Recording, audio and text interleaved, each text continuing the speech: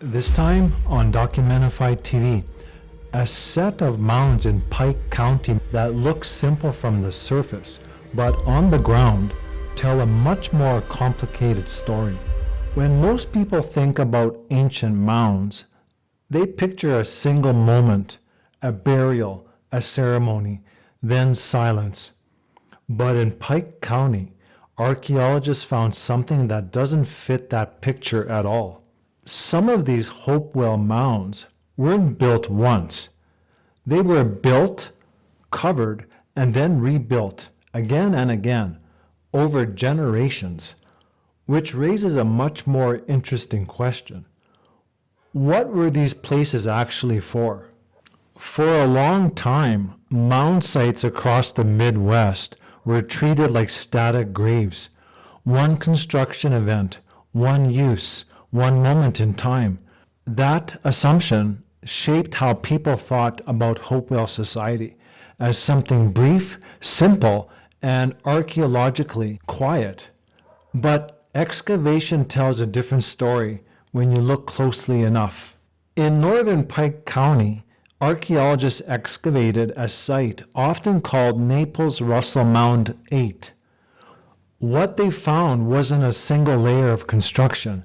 It was stacked episodes, carefully prepared surfaces, burials placed, then covered, new fill added later, sometimes long after the previous event.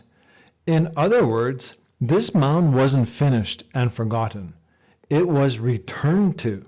The stratigraphy points to repeated building phases, people coming back to the same place, rebuilding it instead of starting over somewhere else.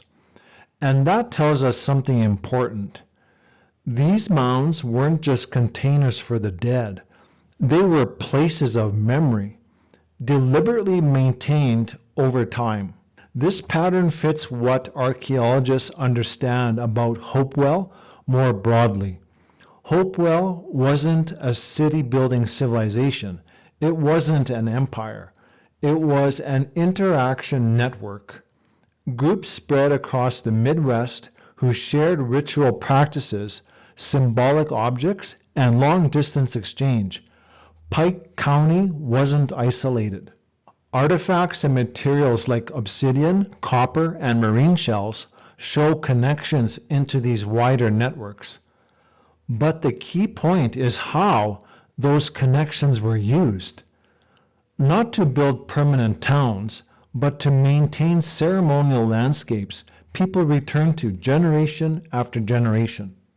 Rebuilding a mound takes effort. Choosing the same spot over and over is a decision. It suggests the place itself mattered, not just what was buried there, but what the site represented. These weren't one-time events. They were ritual commitments over time. And in the next video, we'll stay in the North American arc, looking at another site that challenges what we think we know about how these societies organized their world.